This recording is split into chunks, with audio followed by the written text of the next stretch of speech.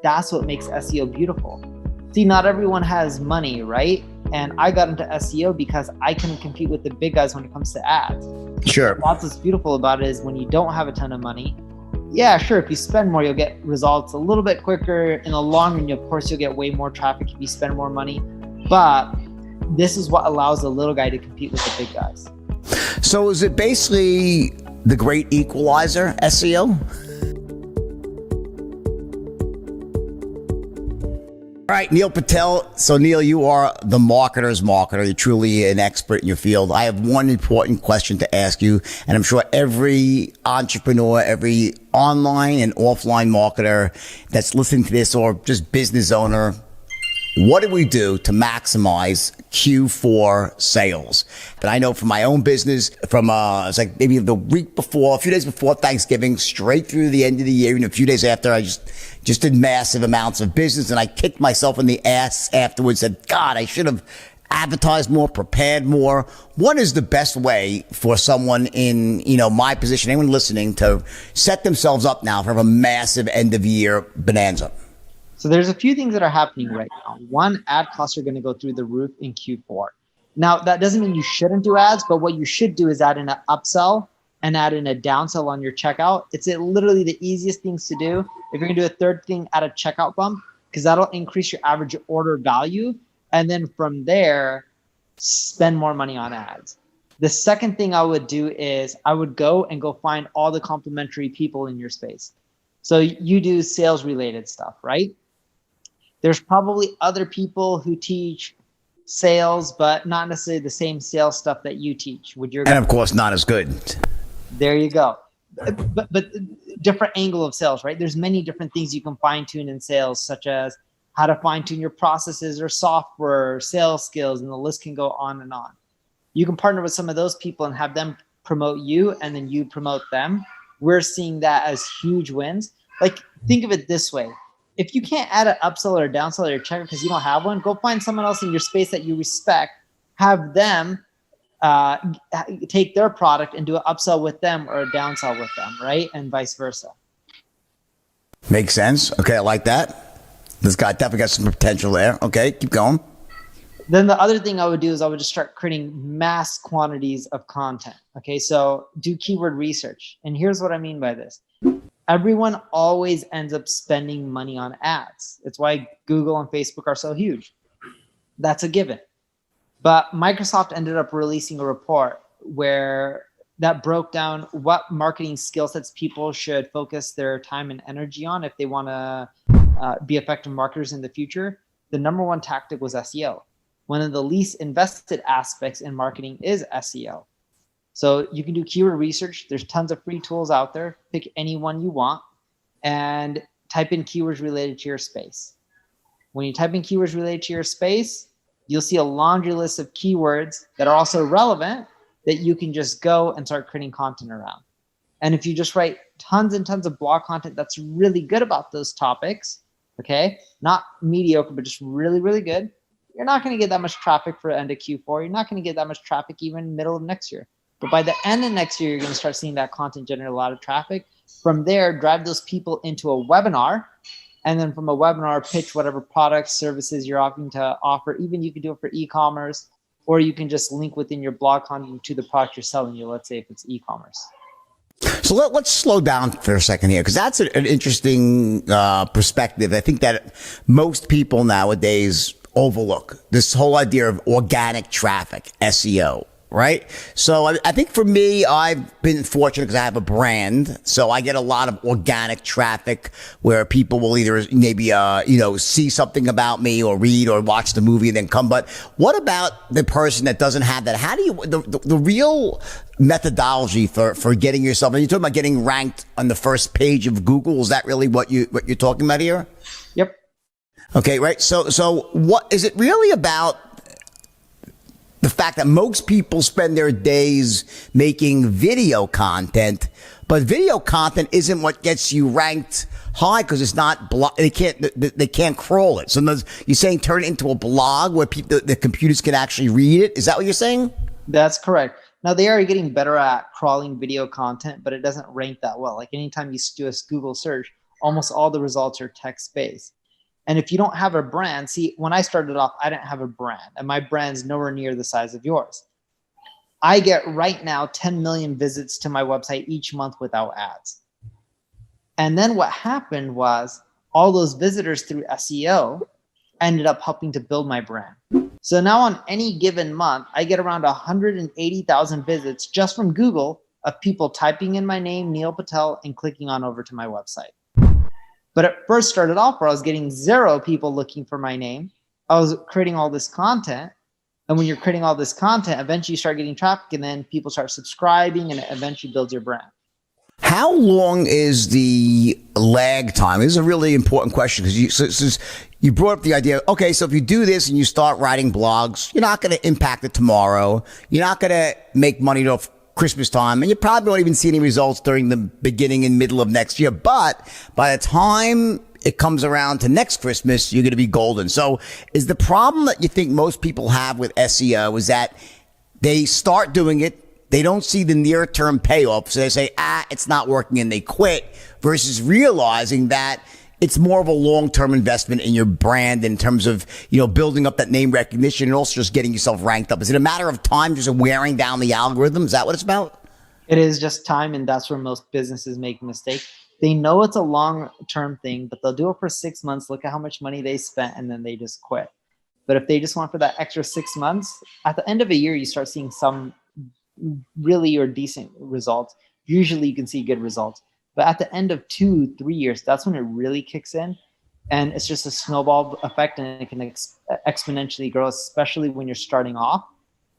But businesses usually aren't willing to put in the time and energy into it and the investment. But when you look at it, the grand scheme of things, it's so much cheaper than ads, much more sustainable, much more profitable in the long run. So, I would think so, for sure, right? So what's the So what's the type of things do you want to be? So you mentioned looking up the keywords and writing about the keywords. So where would you put those articles? Do you put those on your website and link in a blog section? Where would you publish those? Would you try to get linked to other magazines and other online periodicals? How do you get your stuff out there?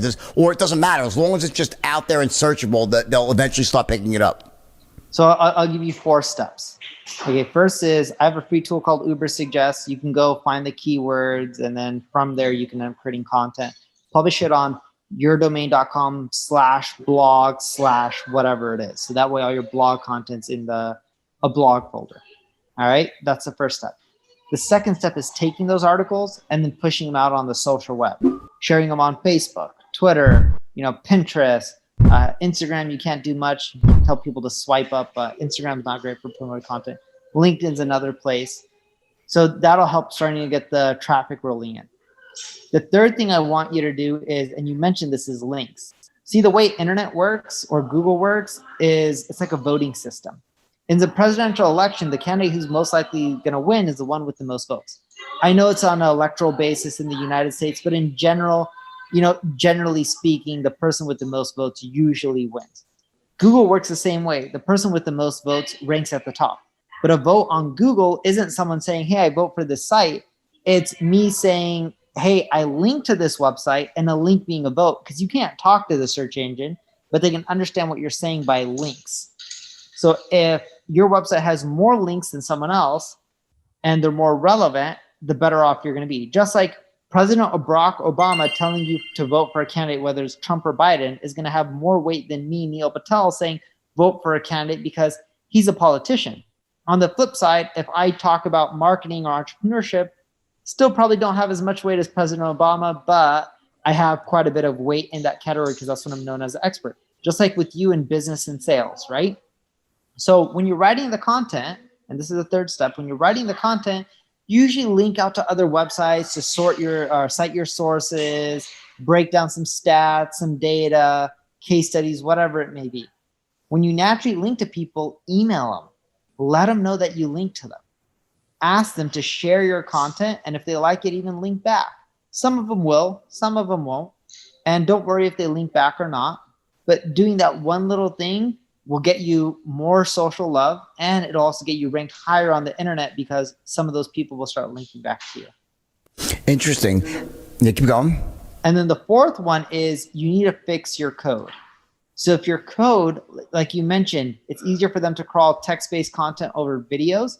If your code isn't friendly for Google, you're not going to do well. So we'll go back to Uber Suggest. It's free. There's a site audit report in there in the left-hand navigation. And just your URL, put it in, and it'll break down all the errors that are found and what you need to fix to rank higher on Google. And it breaks them down step by step on how to fix them for free. What's it called? How do you spell that? UBER. Oh, Uber Suggests. SUGGEST. Sadly, the name isn't the best, but when I bought the company, that was the name, and it's too much work to change it. Got it.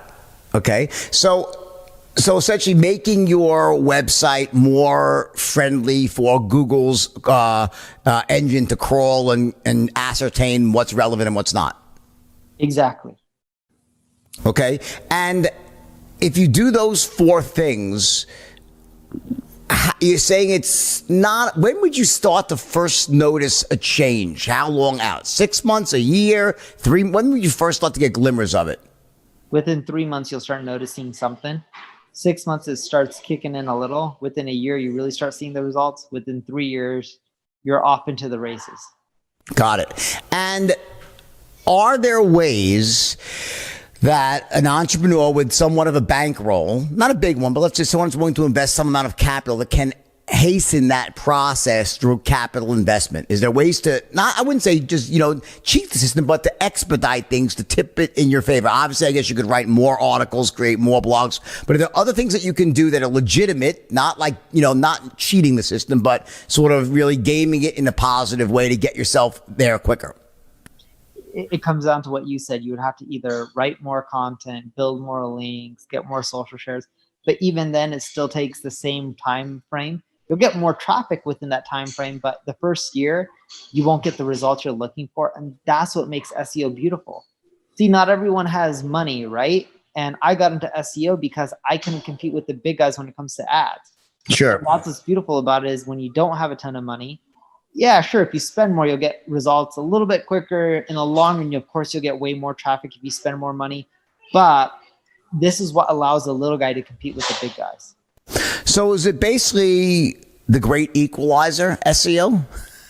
I genuinely believe it is. That, along with social media. Because if you look at a lot of the people who are popular on social media, yeah, you got your celebrities, but it's not a lot of big companies. And you have a lot of micro influencers who are making a killing and just, having a big following. Like, I was asking one of my teammates earlier today, his name was Fabian. And Fabian's just like, I was talking to him and we were talking about social, and he's just like, give me a quote for social. So I gave him one. Or he's like, give me a question. So I gave him one. Would you rather have 1 million followers or 10 million followers or $1 million? And he's like, I'd rather have $1 million than 10 million followers. And I'm like, the followers are real. You sure? He's just like, yeah, I'd rather have $1 million because you can invest that $1 million. I'm like, you have 10 million followers, you know how much money you can make from that time and time and time again? I saw that same question posed, but with $1 billion and 1 billion followers. And I said, I'll take the $1 billion. You know why? Because I could just put the $1 billion in a bank account and live off the interest for the rest. It's game over with $1 billion. So I think that system doesn't work with $1 billion. I was like, that's a really stupid question there, because I understand what they're trying to say, but I'll still take the $1 billion every fucking day of the week. What would you take, $1 billion or 1 billion followers? What would you take? I'll take $1 billion. Right. Bye-bye. Yeah, I would be like, you know what? I don't need to work anymore. Let's call it a day. But $1 million and 10 million, I'll take 10 million followers every day of the week and twice on Tuesdays, That's right. And that's why I pose it not 1 million followers with $1 million. Because 1 million followers, depending on the industry, it could be hard to monetize. But the moment you have 10, you're big enough as a brand. Oh, sure. Yeah, absolutely. So let's switch gears for a second to the typical strategies that your run-of-the-mill expert marketer uses. Is, I'm an expert in Facebook. Like, that's the big one. I'm a Facebook advertising and Facebook/Instagram. And they know a little bit about Google sometimes and even less so about YouTube.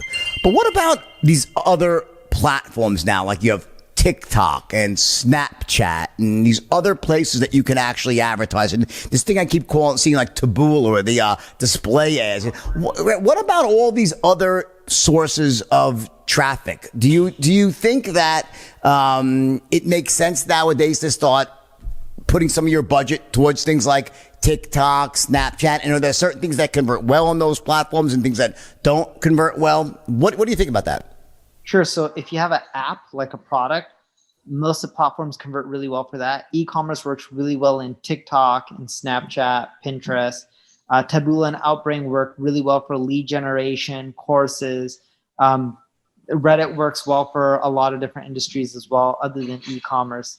So when you think about these platforms, and they work for B2B and B2C, and there's different platforms out there. Google and Facebook, of course, are the best because they drive you the most volume, and they're the easiest to scale. And when I talk about Google, I also include YouTube within Google, right? Just like Instagram is owned by Facebook. But there's an issue. They're expensive. Taboola and Outbrain may not scale as well, but they're fractions of the cost. You can literally spend sometimes a fifth, a sixth, sometimes a tenth, and get great conversions. Can you ramp it up to 100 grand a month on some of these platforms? No. But who cares if you can spend $2, $3, $5, $10,000 a month and you're getting a solid ROI?